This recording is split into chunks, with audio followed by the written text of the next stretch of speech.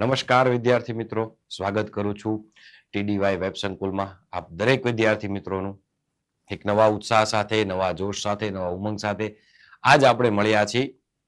ખાસ તો કે ધોરણ 10માં ગુજરાતી ભાષા માટે જે વિદ્યાર્થીઓને તકલીફ હોય છે, ખરેખર સર અમારે વ્યાકરણ કેમ સમજવું, અને એ પણ સાવ પાયામાંથી, ગોખણિયું જ્ઞાન નહીં, હે ને, કે વ્યાકરણ અમારે શીખવું હોય, વ્યાકરણને અમારે આજીવન સમજવું હોય, ખાલી એક પરીક્ષા પૂરતું નહીં, પણ હંમેશા માટે જો અમારે વ્યાકરણને સમજવું હોય તો એ કઈ રીતે તમે શરૂઆત કરી શકો, એના માટેની આજની આપણી એક જોરદાર શરૂઆત છે.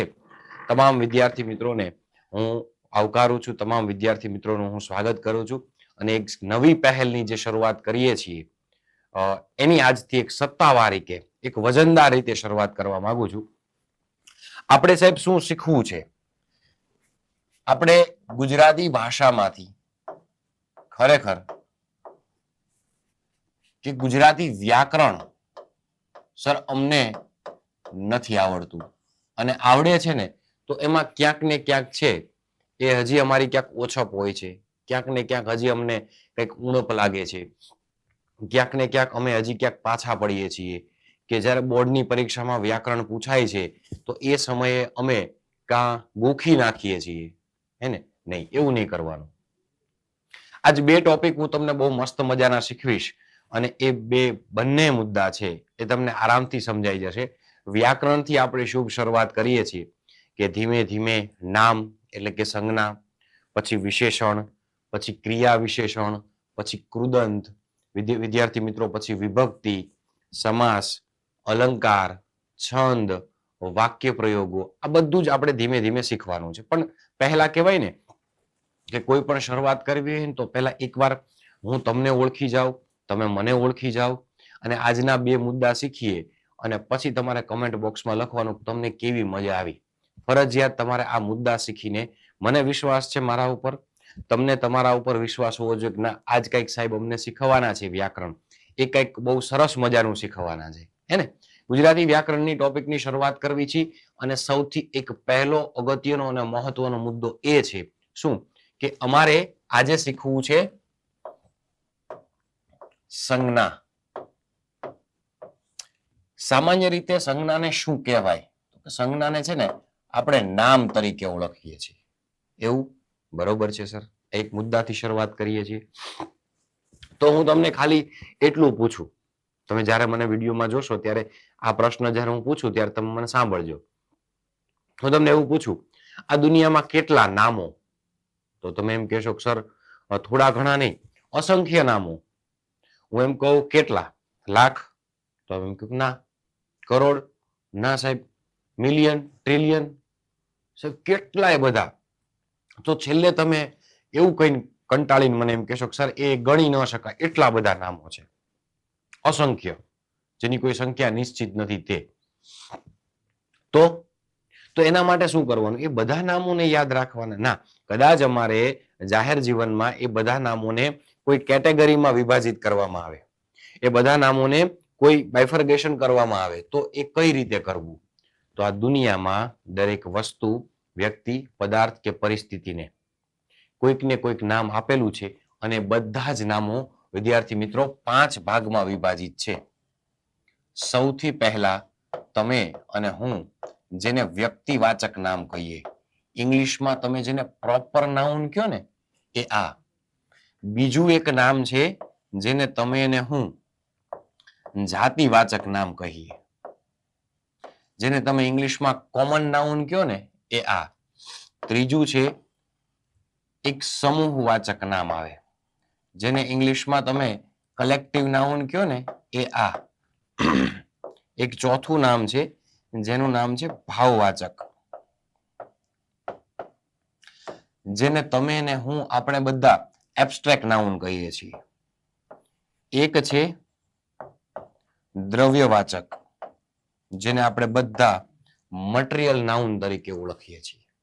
બસ આ દુનિયામાં જેટલા બધા નામ છે, જેટલા પણ નામ છે, એ બધા નામોને આપણે આની અંદર સમાવિષ્ટ કરી દીધા છે, અને પછી ઓળખ આપી દીધી. એ સર અબજો, કરોડો, મિલિયન, ટ્રિલિયન, આ બધા નામો કેમ યાદ રાખવા?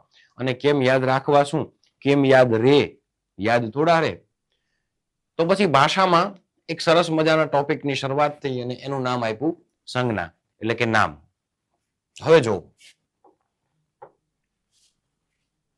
કોઈ બાળકનો જન્મ થાય છે, હું તમને બહુ પાયાથી સમજાવું, ગોખણિયું જ્ઞાન નહીં હોય. હું તમને એવું નહીં કહું કે આ વ્યક્તિવાચક નામ આ સાહેબ તમને નહીં સમજાવે. આ સાહેબ તમને છે ને નીચેથી પાયાથી સમજાવશે. હું એમ કહું કે કોઈ બાળકનો જન્મ થાય, આમ તમને આમ બાળકનો જન્મ થાય ને આમ લઈને આવે તો તરત એમ ન કે રાજદીપ જન્મો કે મહેશ જન્મો કે દીપક જન્મો, તરત એવું ન બોલે. એ જ્યારે જન્મ થાય ને ત્યારે એને કાં બાળક કહેવાય અથવા છોકરો કહેવાય, છોકરી હોય તો છોકરી કહેવાય, એને માણસ કહેવાય. એ એનું જાતિવાચક નામ છે. તમે બધા ક્લાસમાં બેઠા હોય અને હું એમ કહું કે વિદ્યાર્થી, તો એ બધાને લાગુ પડે, તો એ તમારું જાતિવાચક નામ કહેવાય. પણ પછી કોઈ ઓળખ કરવા માટે, તમારી વ્યક્તિગત ઓળખ કરવા માટે, વ્યક્તિગત ઓળખ આપવા માટે હું તમારું નામ લઉં કે 100 વિદ્યાર્થી બેઠા હોય ને એમ કહું કે મહેશ, તો એ મહેશ એનું વ્યક્તિવાચક નામ કહેવાય, જેને તમે પ્રોપર નાઉન કહો. હું તમારી સામે એવું લખું કે નદી, હે ને નદી. હવે કઈ નદી નક્કી ન થાય. કોઈ ના, ક્યાં રાજ્યની નદી, ક્યાં શહેરની નદી, ક્યાં જિલ્લાની નદી, હે ને ક્યાં ખંડની નદી, નક્કી ન થાય. આ નામ છે ને એ જાતિવાચક નામ છે.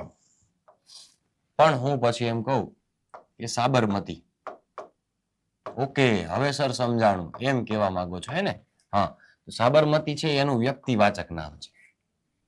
માણસ કહું તો કોણ? બધા માણસ. તો એ માણસ છે એ જાતિવાચક નામ થયું. પણ હું એમ કહું કે અમિત,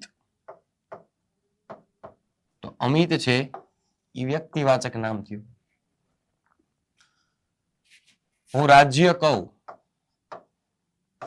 તો કયું રાજ્ય? સર ક્યાંનું રાજ્ય, કેવું રાજ્ય, હે કયું રાજ્ય, કેવું રાજ્ય, ક્યાંનું રાજ્ય? જાતિવાચક નામ. આ શું છે? જાતિવાચક. પછી કહું કે ગુજરાત, તો ગુજરાત થઈ જાય વ્યક્તિવાચક નામ. સમજો છો મને? કોઈ વ્યક્તિગત ઓળખ આપવા માટે જે નામ અપાતું હોય ને એ વ્યક્તિવાચક નામ, અને આખી સમગ્ર જાતિનો ઉલ્લેખ કરતું નામ હોય ને એને વિદ્યાર્થી મિત્રો આપણે જાતિવાચક નામ કહીએ છીએ. ઇંગ્લિશમાં એને પ્રોપર નાઉન, કોમન નાઉન કહેવાય. તમારી સામે લખું કે જિલ્લો, તો આ જાતિવાચક થયો. કયો જિલ્લો, કયા રાજ્યનો જિલ્લો, નક્કી થાય નહીં. પણ હું એમ કહું કે વડોદરા, એ વ્યક્તિવાચક નામ થઈ ગયું. દેશ, તો એ જાતિવાચક નામ છે. પણ હું તમારી સામે એમ કહું કે ભારત, ઓકે સર હવે સમજાણું, તો એ વ્યક્તિવાચક નામ છે. સમજો છો મારા ખ્યાલથી? વૃક્ષ, વૃક્ષ કહું તો સર આ નક્કી ન થાય કયું વૃક્ષ, ક્યાંનું વૃક્ષ, કેવું વૃક્ષ. પણ જો તમને એમ કહું કે લીમડો, તો આ વ્યક્તિવાચક નામ, આ જાતિવાચક નામ. ફળ, તો નક્કી ન થાય, જાતિવાચક નામ. કેરી, વ્યક્તિવાચક નામ. આશા રાખું છું કે આ બંને નામો અત્યારે તમે સમજ્યા કે કોઈ વ્યક્તિની ઓળખ કરવા માટે આ દુનિયામાં કેટલા નામ? સાહેબ 5. ક્યાં ક્યાં? તો કે વ્યક્તિવાચક, જાતિવાચક, સમૂહવાચક, ભાવવાચક ને દ્રવ્યવાચક. આ જેટલા નામો છે એ બધાનું વિભાજન કરીને શેમાં મૂકી દીધા છે? આ 5માં. ક્લિયર? આ એનું પ્રોપર નાઉન થયું, આ એનું કોમન નાઉન થયું. હવે આ દુનિયાનું ત્રીજું નામ, જેને તમે કલેક્ટિવ નાઉન કહો, હે ને? હવે ખાસ ધ્યાન આપજો. સમૂહવાચક નામમાં હું જે બોલું ને, સમૂહવાચક નામ હંમેશા એક વચનમાં જ હોય. પહેલી વાત તો આ. કે સમૂહવાચક નામ હંમેશા ને હંમેશા એક વચનમાં જ હોય. પહેલી વાત આ. બહુવચન નામને બહુવચન લગાવીને સમૂહવાચક નામ ન બનાવવાના હોય. એવું ન કહેવાનું હોય કે સાહેબ માણસ તો એ અત્યારે જાતિવાચક નામ, માણસો તો સમૂહવાચક, એમ નહીં. બહુવચન લગાડીને કોઈ દી સમૂહવાચક સંજ્ઞા ન બને. તો કેમ બને? સમજાવું. કે કોઈ નામની અંદર હું તમારી સામે કોઈ નામ, કોઈ પણ નામ લખીશ, એ નામની અંદર ઓછામાં ઓછા બે કે તેથી વધારે વ્યક્તિ, વસ્તુ કે સમૂહનો ઉલ્લેખ થતો હશે. એ નામની અંદર ઓછામાં ઓછા બે કે તેથી વધુ વ્યક્તિ, વસ્તુ કે સમૂહનો ઉલ્લેખ, બે થી વધુ એ નામની અંદર હશે તો જ સમૂહ કહેવાય. જેમ કે હું એવું લખું કે પરિવાર, પરિવાર લખું તો મને કયો પરિવારમાં કેટલા જણા હોય? આટલું જ કહેવાનું. પરિવારમાં કેટલા જણા હોય? તમે એમ કહો સાહેબ મમ્મી પપ્પા, હું, મારા ભાઈ, મારા બેન, મૂળ બે થી વધુ હોય ને તો જ પરિવાર કહેવાય ને. મમ્મી પપ્પા તો હોવા જોઈએ ને, અને પછી જ આપણે બધા હોય, બાકી તો વાંઢા કહેવાય. શું કહેવાય? વાંઢા. હે ને? હું એમ લખું કે ઝુમખું, આ રીતે લખું ઝુમખું. કોઈ પણ વસ્તુનું ઝુમખું હોય, મોતીનું હોય, ફૂલનું હોય, પણ આમ ઝુમખું હોય તો અહીંયા કેટલા ફૂલો હશે કે કેટલા મોતી હશે? બે થી વધારે. બસ આટલું જ મગજમાં રાખવાનું કે ઓકે સાહેબ, બે થી વધુ નામો રહેલા હોય બધા સમૂહવાચક. પછી સરઘસ, કોઈનું સરઘસ નીકળે, જુલુસ, કેટલા જણા હોય અંદર? 5000 હોય તો મને કઈ વાંધો નથી, પણ ઓછામાં ઓછા બે થી વધુ હોવા જોઈએ. બે થી વધુ હોવા જોઈએ. સરઘસ તો બે થી વધુનું જ હોય ને. હા. ટોળું, તમારી સામે એમ લખું ટોળું. હવે ટોળું ક્યારે કહેવાય? બે થી વધુ હોય ત્યારે જ. ફોજ, ફોજી નથી બોલતો. ફોજી તો જાતિવાચક નામ થઈ જાય છે. ફોજ, હાલો બે જણાને ઝઘડો થાય છે, તું તારી ફોજ બોલાય, હું મારી ફોજ બોલાવું. કેટલા વ્યક્તિઓ હશે? ઓછામાં ઓછા બે થી વધુ. બે થી વધુ. સમજો છો? પછી સેના. ઓહો, હવે સર સમજાઈ ગયું. હવે તમે એમ કહો છો ને કે હા અમને પ્રોપર ગળે ઉતરી ગયું. હવે આજ તમે કદાચ મને પહેલી વાર જોતા હશો, હે ને? આ અવાજ થોડોક ધીમો છે, નહીતર તો આમ ઘૂઘવાટા કાઢતો હોય, પણ શરદીના હિસાબે અવાજ થોડોક ધીમો છે એટલે ધીમું બોલું છું. ધીમે ધીમે તમે અને હું આપણે બંને પરિચિત થઈ જશું. આપણે બધા એકબીજાને ઓળખતા થઈ જશું. પછી તમે મારા શબ્દ સમજી શકશો. મારું કામ શું છે ખબર છે તમને? મસ્ત મજાનું ગુજરાતી વ્યાકરણ શીખવવાનું, કાવ્ય સમજાવવાના, પાઠ સમજાવવાના, અને ધોરણ 10 કે 11 કે 12 કે 9 કે 10 આ બધા ધોરણ માટે જે ગુજરાતી ભાષાનો જે વિદ્યાર્થીઓને પાયો નબળો છે, એમાં ખાસ કરીને ઇંગ્લિશ મીડિયમ વાળાને, અને જેને ડર લાગે છે હજી હસ્વ કોને કહેવાય, દીર્ઘ કોને કહેવાય, અનુસ્વાર કોને, એ સાહેબ એ બધું નથી આવડતું. કક્કો નથી આવડતો, હું છું.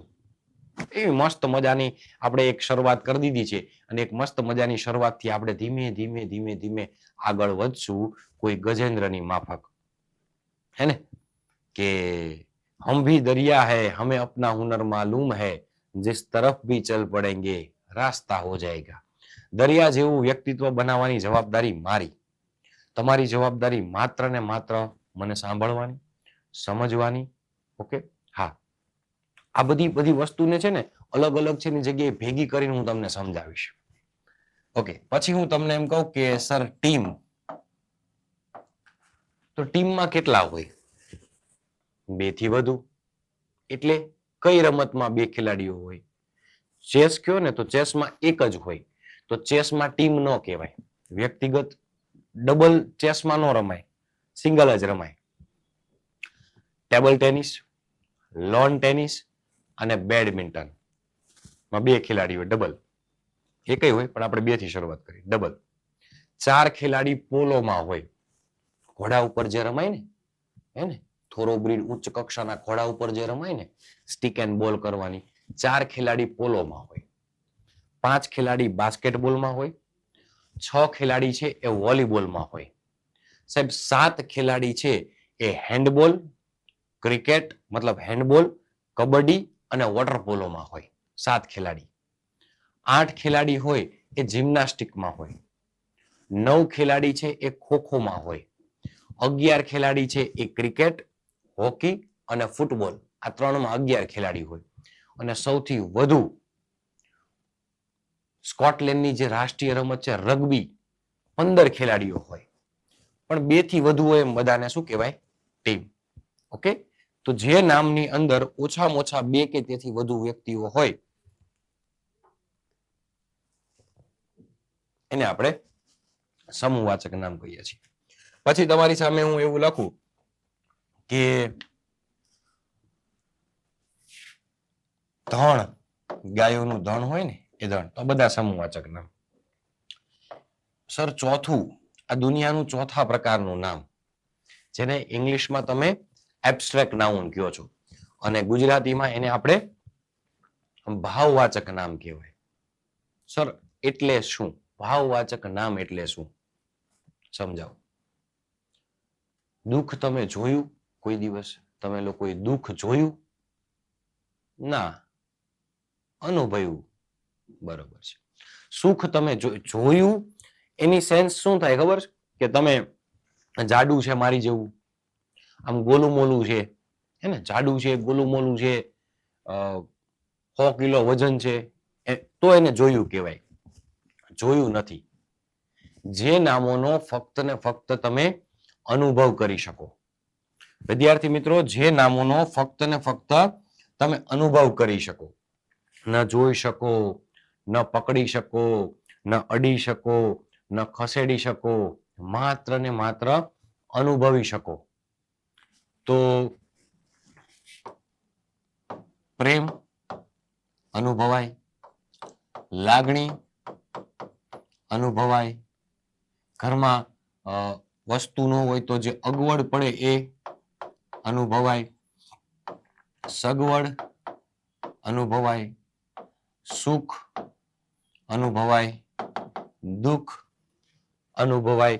આપણે કહીએ છીએ ને કે દુઃખ, ઘણા પાછા શું કહેતા હોય, મારે જિંદગીમાં નકરી દુઃખ જ છે.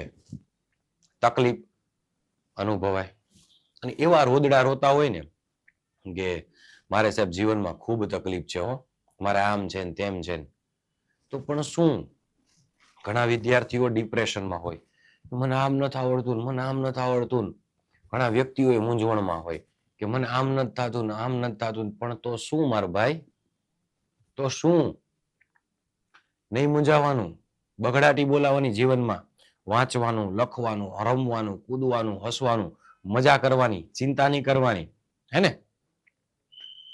કોઈ દિવસ ચિંતા નહીં કરવાની કે ક્યારેક ક્યારેક આંખ અને હૃદયમાં થોડીક ભીનાશ લાગે, કારણ કે અંધારામાં કોઈ પોતાના હૃદય પર ઘા કર્યો એવું લાગે. શું હવે ફરિયાદ કરવી? એ દવા દેતા નથી. એ જ દશા છે, એ જ દર્દો છે, પણ નવા દેતા નથી. અને ભણતર માટે પ્રેમનો પ્યાલો હજી અકબંધ છે, એ પીવા દેતા નથી, એ ઢોળવા દેતા નથી.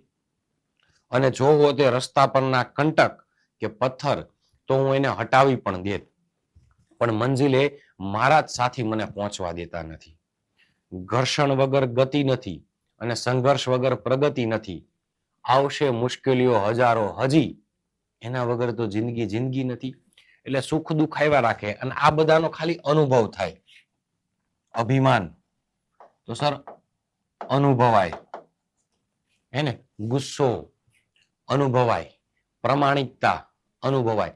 તો આ જે નામોનો ફક્ત ને ફક્ત તમે અનુભવ કરી શકો, એ બધા નામોને આપણે ગુજરાતી ભાષામાં ભાવવાચક નામ કહીએ છીએ, એબ્સ્ટ્રેક્ટ નામ કહીએ છીએ. એની પછી સાહેબ આ દુનિયાનું છેલ્લું 5મા પ્રકારનું નામ, છેલ્લું નામ, જેને આપણે દ્રવ્યવાચકના નામથી ઓળખીએ છીએ. શું ખબર છે? પદાર્થવાચક નામ હશે, મતલબ પદાર્થ હશે, એનો વજન કરી શકાય, વજન કરી શકાય, જોખ કરી શકાય. જોખ કરવું મતલબ ત્રાજવામાં માપવું. વજન કરી શકાય, જોખ કરી શકાય, એને માપી શકાય, ગણી ન શકાય. જે નામોનો વજન કરી શકાય, માપ કાઢી શકાય, જોખ કરી શકાય, ગણી ન શકાય, એવા દુનિયા બધા નામોને આપણે દ્રવ્યવાચક નામ કહીએ છીએ. ગણી ન શકાય. જેમ કે તમારી સામે એમ લખું કે દૂધ, દહીં, દૂધ, દહીં, ઘી, મધ, સાકર, પેટ્રોલ, કેરોસીન, સોનું, ઘઉં, મગ, મઠ. આ જેટલા નામો મેં લખ્યા છે ને એ બધાને આપણે કહેવાય દુકાને જઈને એમ કહીએ 2 દૂધ આપો, ના, 2 લીટર મતલબ જથ્થામાં આપો. 4 મગ આપો એમ કહીએ, ના. મગ, મઠ, તલ, બાજરો એ બધાને મપાય, ગણાય નહીં. દ્રવ્યવાચક નામ. Petrol, diesel, kerosene, petrol, diesel, kerosene આ બધાને છે ને તમે માપી શકો, ગણી ન શકો, હે ને? માપી શકો, ગણી ન શકો. પછી દૂધ, દહીં, ઘી, મધ, સાકર આ બધાને તમે માપી શકો, ગણી ન શકો. સોનું, ચાંદી, હીરો, જસત આ બધાને તમે માપી શકો, ગણી ન શકો. હે ને? તો જે નામનો મતલબ એવો છે કે જે નામને આપણે માપી શકીએ, જોખ કરી શકીએ, વજન કરી શકીએ, ગણી ન શકીએ, એ દુનિયાના બધા જ નામોને તમે ને હું શું કહીએ છીએ? દ્રવ્યવાચક નામ કહીએ છીએ. ડન? ચાલો, આ દુનિયાના 5 નામ જોયા, એટલે કે વ્યક્તિવાચક, જાતિવાચક, સમૂહવાચક, ભાવવાચક ને દ્રવ્યવાચક. એની હું તમને પ્રેક્ટિસ કરાવું તમને થોડીક. જો ઉદાહરણ હું તમારી સામે પહેલું લખું છું કે નારંગી, પછી હું એમ કહું કે સિંહ,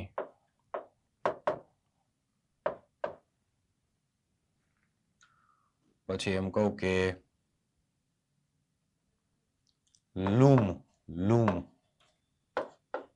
અહંકાર,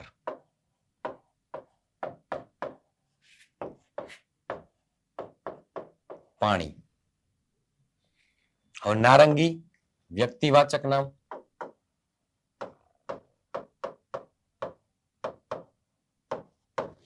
સિંહ પશુ કે તો જાતિવાચક, સિંહ કે તો પણ વ્યક્તિવાચક નામ. હવે લૂમ, લૂમ એટલે પેલી ખલેલા દ્રાક્ષ એ બધાની આમ લૂમ હોય ને એને લૂમ કહેવાય. તો લૂમ છે એ બને સમૂહવાચક નામ. અહંકારનો માત્ર ને માત્ર અનુભવ થાય. અહંકાર છે એનો માત્ર ને માત્ર વિદ્યાર્થી મિત્રો શું થાય? તો કે અનુભવ થાય. તો અહંકાર છે એ બનશે શું? તો કે ભાવવાચક નામ. પાણી, આનો વજન થાય, આનું માપ થાય, એટલે કે ગણી ન શકાય, આ દ્રવ્યવાચક નામ. સમજાણું? બસ આટલી જ સહેલી ભાષા છે. તમે ખાલી માત્ર ને માત્ર મારા શબ્દો ઉપર અને મારા સમજૂતી ઉપર તમે ધ્યાન આપશો ને તો તમને બધું જ આરામથી સમજાઈ જશે. મૂળ મુદ્દો શું ખબર છે? સમજૂતી મહત્વની છે. ઓકે, સરસ.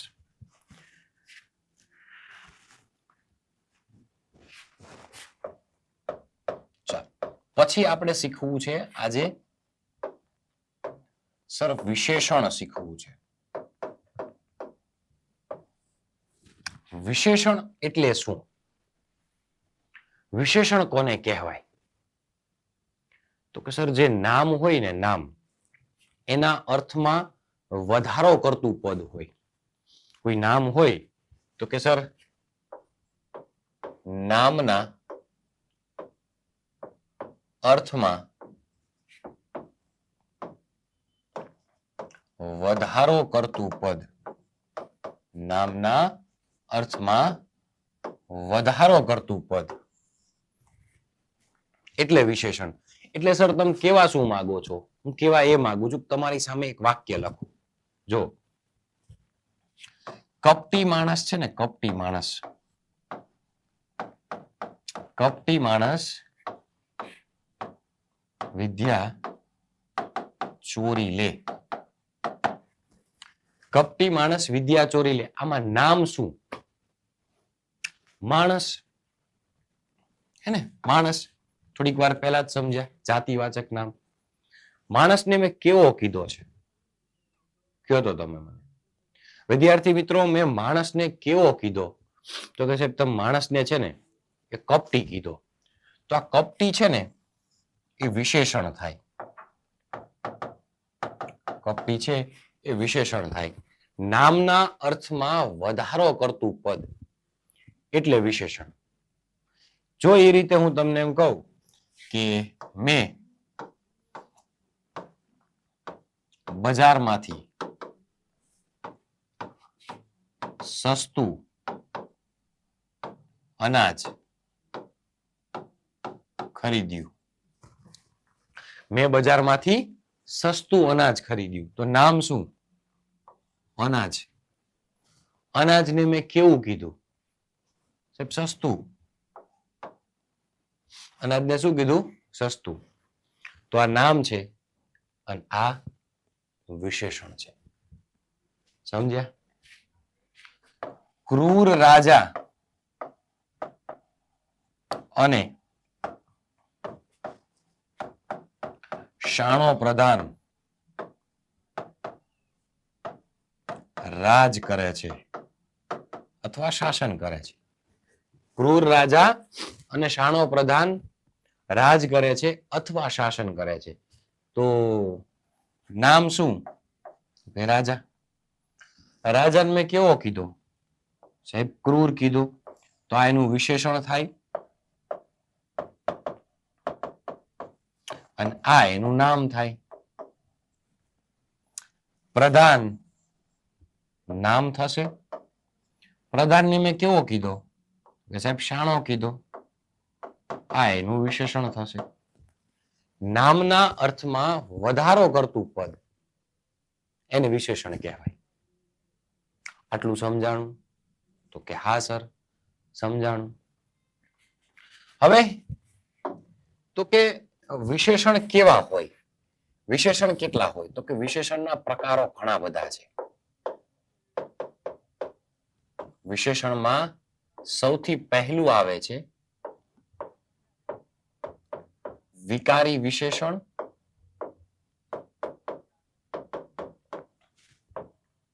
અને બીજું આવે છે જેને તમે ને હું અવિકારી વિશેષણ કહીએ. એક વિકારી વિશેષણ અને બીજું અવિકારી વિશેષણ. સમજો છો? સર એટલે શું? કહું તમને. કહું. આ બે સમજાવતા પહેલા હું તમને આ સમજાવું છું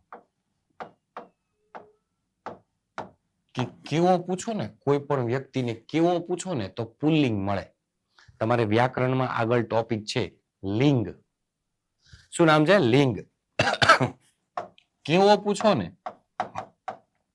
તો પુલ્લિંગ મળે.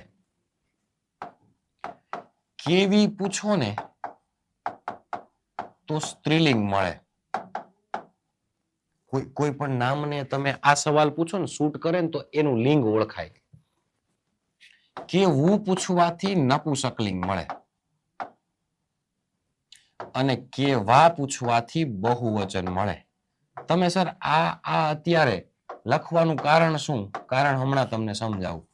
આ મુદ્દાને છે ને આપણે ધોરણ 10 ના વ્યાકરણમાં એક લિંગ ટોપિક છે, લિંગ અને વચન. એ લિંગ અને વચન ટોપિકને જો સમજવો હોય ને તો ખાલી આટલું ધ્યાન રાખી દો. શું ખબર? જો હું તમને એમ કહું પેન, આ પેન છે તો આને શું પૂછાય? કેવો પૂછાય? ના. કેવું પૂછાય? ના. કેવા પૂછાય? ના. અને સર કેવી જ કહેવાય, કેવી પેન? તો એ પછી એમ કે હું આવી. એટલે આ કેવી પૂછવાથી જવાબ મળ્યો. તો આ પેનનું લિંગ શું? સ્ત્રીલિંગ. આ પેનનું લિંગ શું? સ્ત્રીલિંગ. પછી આ તમારી સામે બોર્ડ છે, આ બોર્ડ. તો બોર્ડ ને એમ પૂછાય કેવો બોર્ડ? નો શૂટ કરે. કેવા બોર્ડ? કેવું બોર્ડ, હે ને? તો કેવું, આ બોર્ડ નું લિંગ શું કહેવાય? નપુંસક લિંગ. છોકરો કેવો? તો પુલ્લિંગ. છોકરી કેવી? તો સ્ત્રીલિંગ. અને છોકરું કેવું? તો નપુંસક લિંગ. છોકરા બહુવચન. મારા ખ્યાલથી તમે સમજો છો. આ લખવાનું કારણ એટલે કે હવે હું તમને આ સમજાવું છું. વિકારી વિશેષણ એટલે શું? કે હું તમારી સામે એવું લખું કે કડવો. કડવો તો પુલ્લિંગ થયું. કડવો કેવો? તો કડવો. હા. પછી આનું લિંગ પરિવર્તન થાય. આનું લિંગ પરિવર્તન થાય.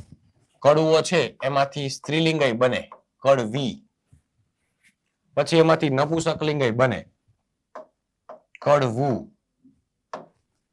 હા, આનું લિંગ, આ પુલ્લિંગ, આ સ્ત્રીલિંગ, આ નપુંસકલિંગ, આનું લિંગ પરિવર્તન થયું. હે ને? આનું લિંગ પરિવર્તન થાય અને પછી આવું કહી શકો કે કડવા.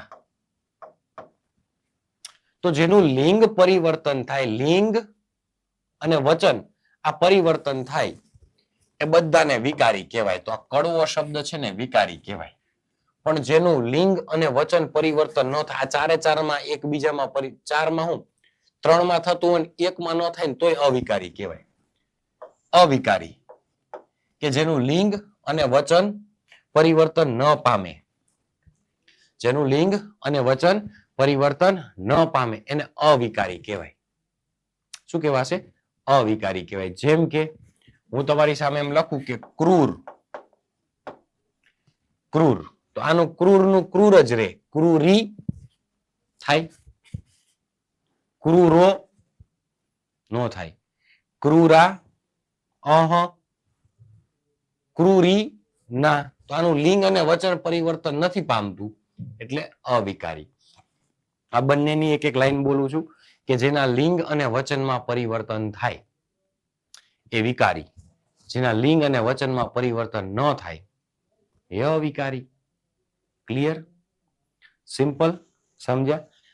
જેના લિંગ અને વચનમાં પરિવર્તન થાય એ વિકારી. જેના લિંગ અને વચનમાં પરિવર્તન ન થાય એ અવિકારી. તમારી સામે એમ લખું કે મીઠો. હા, તો સર આનું મીઠી બને. પછી મીઠું પણ બને. હા, અને મીઠા પણ બને. આ ચારે ચારનો અર્થ નીકળે છે. તો આના લિંગ અને વચનમાં પરિવર્તન થયું. તો લિંગ અને વચનમાં પરિવર્તન થાય તો સ્વાભાવિક છે કોણ કીધું છે? વિકારી. પણ હું તમને એમ કહું કે પ્રમાણિક. તો પ્રમાણિકું, પ્રમાણિકો, પ્રમાણિકી આવું ન બને ને? ન બને. તો આના લિંગ અને વચનમાં પરિવર્તન નથી થતું. આના લિંગ અને વચનમાં પરિવર્તન ન થાય તો આને શું કહેવાય? અવિકારી કહેવાય. આને શું કહેવાય? તો કે સર અવિકારી કહેવાય. સમજ્યા? ઉતર્યું મગજમાં? ફીટ બેઠું? બસ આટલું જ જોવાનું છે. ક્લિયર? તો કે ડન. હવે હું તમને એમ કહું કે લાંબુ, લાંબી, લાંબો અને લાંબા. હા, આમાં પરિવર્તન થયું તો વિકારી. પછી હું તમને એમ કહું કે અભિમાની. તો અભિમાનો, અભિમાનું આ ન થાય તો આ અવિકારી. આ તમારા ધોરણ 10 ના વ્યાકરણમાં પહેલો ભાગ છે. શું છે? પહેલો ભાગ કે જેમાં તમને એવું ખબર પડે કે કોને લિંગ કહેવાય, કોને વચન કહેવાય, કોને વિકારી કહેવાય અને કોને અવિકારી કહેવાય. હે ને? કે વિકારી એટલે કે જેના લિંગ અને વચનમાં ફેરફાર થાય. અવિકારી કે જેના લિંગ અને વચનમાં ફેરફાર ન થાય. બસ. અને જો આ કોષ્ટક સાઈડમાં ક્યાંક રેફરન્સ તરીકે લખી લેવાનું. આ વિશેષણનો પહેલો ભાગ કહેવાય. ઓકે. પછી શીખવું છું વિશેષણની બીજી બાબત, એટલે કે બીજું એનું ભાગ. અર્થની દ્રષ્ટિએ વિશેષણના પ્રકાર. સૌથી પહેલો વિશેષણનો પ્રકાર છે જેને તમે ને હું ગુણવાચક તરીકે ઓળખીએ છીએ. તમે ને હું આપણે કોના તરીકે ઓળખીએ છીએ? સાહેબ, ગુણવાચક વિશેષણ તરીકે ઓળખીએ છીએ. કઈ રીતે? હવે ગુણવાચકમાં વ્યક્તિ, વસ્તુ, પદાર્થ કે પરિસ્થિતિના ગુણ દર્શાવ્યા હોય અલગ અલગ. જોજો અહીંયા, હો અહીંયા જોજો. પેલા મેં તમને વિશેષણ શીખવું. વિશેષણ કોને કહેવાય? નામના અર્થમાં વધારો કરતું પદ એટલે વિશેષણ. આ નામ, આ એનું વિશેષણ. આ નામ, આ એનું વિશેષણ. આ નામ, આ એનું વિશેષણ. આટલું સમજ્યા? પછી વિશેષણનો પહેલો ભાગ વિકારી વિશેષણ ને અવિકારી વિશેષણ. આ પહેલો ભાગ છે. એમાં વિકારી એટલે કે જેના લિંગ અને વચનમાં ફેરફાર થાય એ બધા જ ને વિકારી કહેવાય. જેના લિંગ અને વચનમાં ફેરફાર ન થાય એ બધા જ ને અવિકારી કહેવાય. આવી વાત કરી આપણે. હવે બીજો ભાગ કે ગુણવાચક વિશેષણ કોને કહેવાય? જો હોશિયાર તો એ તમારો ગુણ કહેવાય. ચાલાક તો એ તમારો ગુણ કહેવાય. પછી ક્રૂર તો એ તમારો નકારાત્મક પણ કહેવાય તો ગુણ. ઠોઠ તો એ તમારો ગુણ કહેવાય. સુંદર તો એ તમારો ગુણ કહેવાય. કદરૂપું તો એ તમારો ગુણ કહેવાય. ચાલાક ગુણ કહેવાય. ધીમો તો એ ગુણ કહેવાય. નબળો તો એ ગુણ કહેવાય. કાળો તો ગુણ. ચતુર ગુણ. ચાલાક ગુણ. હે ને? નિષ્ઠુર તો એ ગુણ. વ્યક્તિ કે વસ્તુમાં આપણે તમારી મારી અંદર છે ને ઘણા બધા ગુણો રહેલા હોય. એ ગુણો સારા હોય અને ખરાબ હોય. હે ને? બધા ગુણો સારા હોય એવું જરૂરી નથી. ગુણો સારા હોય અને ખરાબ હોય. તો એ ગુણો મૂકવાના. પછી પેટા પ્રકાર છે સ્વાદવાચક. તો સ્વાદમાં શું આવે? તો કે મીઠો, તીખો, કડવી, તુરી. પછી રંગવાચક પેટા પ્રકાર છે. રંગવાચકમાં શું આવે? તો કે કાળો, સફેદ, પછી ગુલાબી, હે ને? કોઈ પણ રંગ. પછી શું આવે? તો કે આકારવાચક. આ એનો પેટા પ્રકાર છે. ગુણોનો પેટા પ્રકાર છે આકારવાચક. તો કે ગોળ, લંબગોળ, ચોરસ, હે ને? આટલું. બાકી બધા વધે સીધા ગુણમાં. હવે તમારી સામે હું એમ લખું, જોજો કે કાળો ઘોડો ઝડપથી દોડે છે. કાળો ઘોડો ઝડપથી દોડે છે. તો વિદ્યાર્થી મિત્રો, આમાં નામ શું? નામ ઘોડો. ઘોડાને મેં કેવો કીધો? કાળો. તો કાળો આનું વિશેષણ કહેવાય? કાળો આનું વિશેષણ કહેવાય? હા સર, એનું વિશેષણ કહેવાય. તો ઘોડો છે એ નામ છે, કાળું છે એનું વિશેષણ છે. પણ કાળો શેમાં આવે? તો કે સર આ પેટા પ્રકાર છે ને એ રંગમાં આવે. મુખ્ય પ્રકાર એનો ગુણ. પેટા પ્રકાર શું? તો કે રંગ. મુખ્ય પ્રકાર શું? તો કે ગુણ. પછી હું એમ કહું કે મારી બા છે ને, બાને એટલે કે દાદી બાને મીઠી ચા ભાવે છે. તો આમાં નામ શું? તો કે ચા. ચા મેં કેવી કીધી? મીઠી. આ એનું વિશેષણ થયું. મીઠી પહેલા શેમાં આવે? તો કે સર સ્વાદવાચકમાં આવે. મુખ્ય પ્રકાર એનો શું? તો કે ગુણવાચક. આ પેટા પ્રકાર. એવી રીતે લખું કે સફેદ કબૂતર હવામાં ઉડે છે. ક્યાં ઉડે છે? હવામાં ઉડે છે.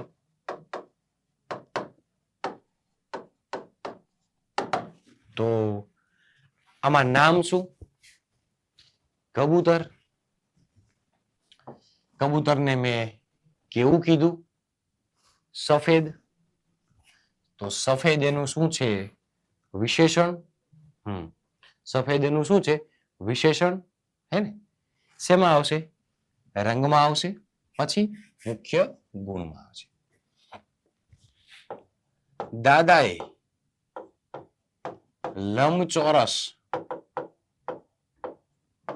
પ્લોટ ખરીદ્યો. દાદાએ લંબચોરસ પ્લોટ ખરીદ્યો. નામ શું? પ્લોટ. પ્લોટને મેં કેવો કીધો? લંબચોરસ. આ એનું વિશેષણ છે. શેમાં આવશે? તો કે આકારમાં. મુખ્ય પ્રકાર શું? તો કે ગુણવાચક. સમજો છો? નામના અર્થમાં વધારો કરે એ વિશેષણ, અને વિશેષણ પછી પૂછવાનું કે એ વિશેષણ શું છે? રંગ છે, આકાર છે, સ્વાદ છે, શું છે? હા,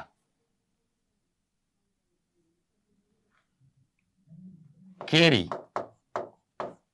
ખાટી છે.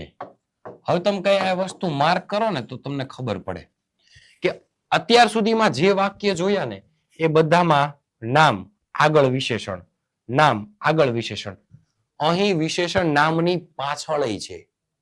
તો પ્રશ્ન એમ થાય ને કે સર વિશેષણ નામની પાછળ લાગે? હા, વિશેષણ નામની એક્ઝેક્ટ અડીને આગળ, એક્ઝેક્ટ અડીને પાછળ પણ લાગે. અહીં કેરી નામ છે, ખાટી એનું વિશેષણ છે. ખાટી છે એ સ્વાદવાચક આવે, મુખ્ય પ્રકાર ગુણવાચક. હા, પછી સાદા આપણે ગુણોના લઈએ. મારકણું ઢોર. મારકણું ઢોર ખીલે બાંધવું જોઈએ. ઢોર શું છે? તો કે નામ. ઢોરને મેં કેવું કીધું? મારકણું. તો મારકણું એનું શું થાય? વિશેષણ. ઢોર છે એ નામ છે, મારકણું છે એ વિશેષણ છે. ક્રૂર શિક્ષક ભણાવે છે. તમે મને ન કહેતા હો કે આ સાહેબ ક્રૂર શિક્ષક છે, હે ને? જો આજે છે એ અવાજ થોડોક ડાઉન છે એટલે, નહીતર બગડાટી બોલાવતો હોય. પણ આ તમારી સામે કદાચ પહેલો લેક્ચર છે ને તમે મને કદાચ એમ કહેતા હશો કે આ માણસ મને શાંત શાંત લાગે છે, તો હું બિલકુલ શાંત માણસ નથી, હે ને? ગંગા નાકથી વહે છે અને મોઢેથી વહે છે, એટલે આ માણસ અત્યારે ધીમો છે. જેથી આપણે લાઈવ સેશનમાં મળશું ને તે દિવસે આપણે મસ્ત મજાના એકબીજાને પરિચિત થઈ જશું. એટલે શિક્ષકને કેવા કીધા છે? તો કે ક્રૂર કીધા છે. તો આ નામ છે અને આ વિશેષણ છે. ઓકે, પછી સાહેબ એક વિશેષણ આવે છે ને એને સંખ્યાવાચક વિશેષણ કહેવાય. આ પ્રકાર છે ગુણવાચક પછી સંખ્યાવાચક. હવે જો એક સંખ્યા છે ને એ નિશ્ચિત સંખ્યા હોય અને એક સંખ્યા છે ને એ અનિશ્ચિત સંખ્યા હોય. નિશ્ચિત સંખ્યા એટલે કેટલા કહીએ કે આપણે 5, 10, 15. અનિશ્ચિત એટલે અમુક, કેટલાક, હે ને? અસંખ્ય. આ બધા અનિશ્ચિત કહેવાય. પણ નામની આગળ આ બે પ્રકારની સંખ્યા આવતી હશે. મારાથી તમને એવું કહેવાય કે મેદાનમાં 17 છોકરીઓ રમે છે. તો નામ શું? છોકરીઓ. વિશેષણ શું? 17.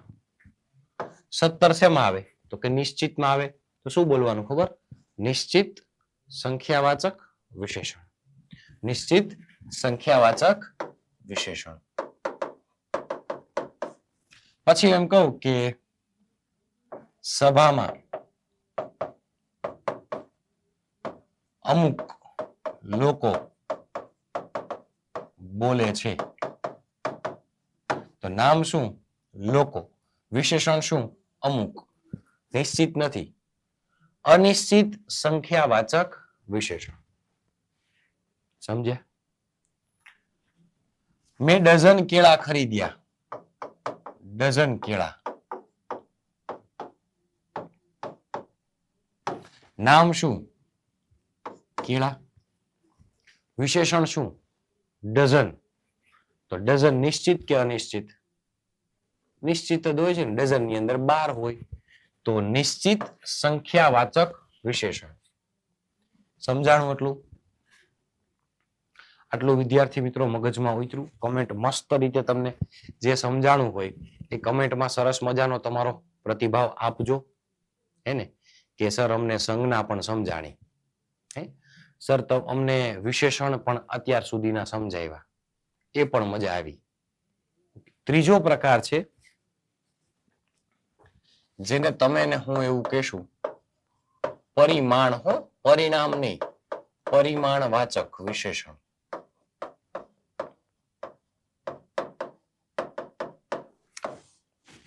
પરિમાણનો અર્થ શું થાય ખબર? જથ્થો, માપ. હવે કોઈનો જથ્થો કે માપ કાઢવું હોય તો તમારે શું બોલાય ખબર છે?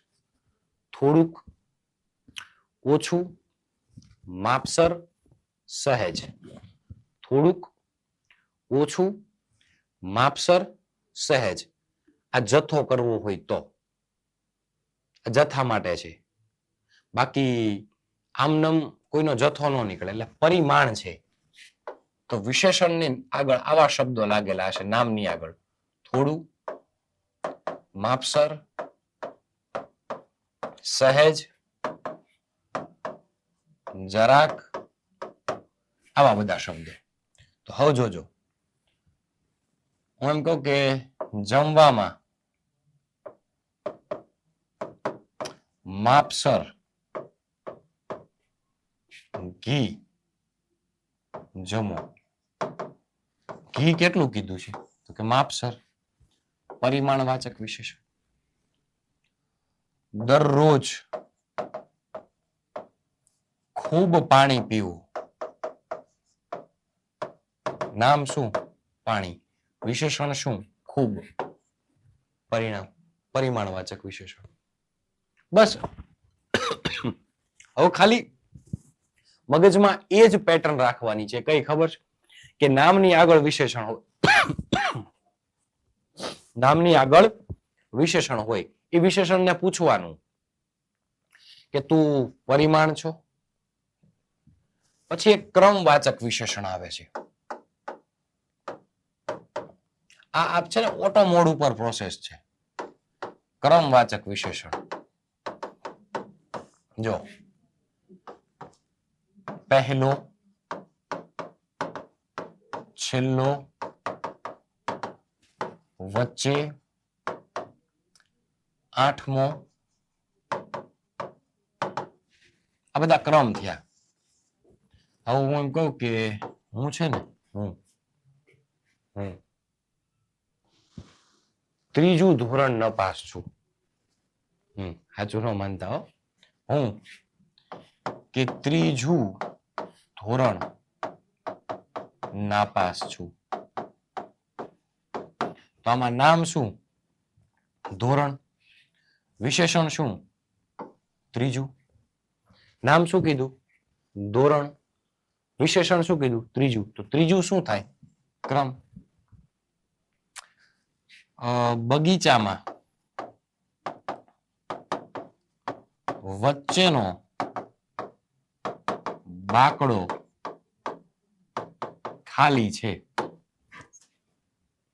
વચ્ચેનો બાકડો ખાલી છે. નામ શું? બાકડો. બાકડાને મેં કેટલામાં કીધો છે? વચ્ચેનો. હે ને? તો વચ્ચેનો શું થયું? ક્રમ. એક પ્રકારનો ક્રમ જ થયો ને. હવે તમે ઘરે બેઠા બેઠા એવું કહેતા હશો, બસ આટલું સહેલું હોય? હા મારા ભાઈ, આટલું જ સહેલું હોય. સાહેબ આટલું જ સહેલું હોય? હા મારા ભાઈ, આટલું જ સહેલું હોય.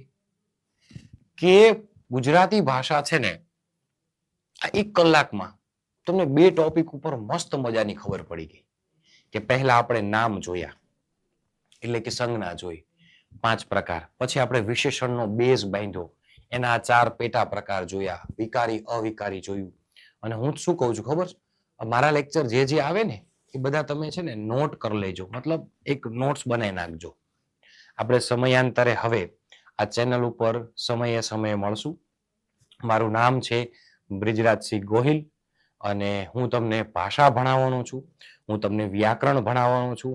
અને જે ધોરણ 10 ના વિદ્યાર્થીઓ, 9 ના વિદ્યાર્થીઓ, ધોરણ 11, 12 ના વિદ્યાર્થી મિત્રો, જે લોકોને હજી પણ ગુજરાતી ભાષા, સર અમે તો ઇંગ્લિશ મીડિયમમાંથી આવીએ છીએ એટલે તમારા અમુક શબ્દ એવું બનશે કે અમુક શબ્દ મારા તમને ઘડીક નહીં સમજાય, પણ પ્રયત્ન એવો કરીશ કે હું તમને એ મૂળમાંથી લઈ જઈશ છેક સુધી.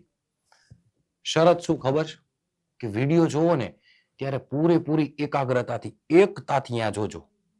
હે ને? મને ન જોતા, વિડીયોને જોજો. બરોબર છે?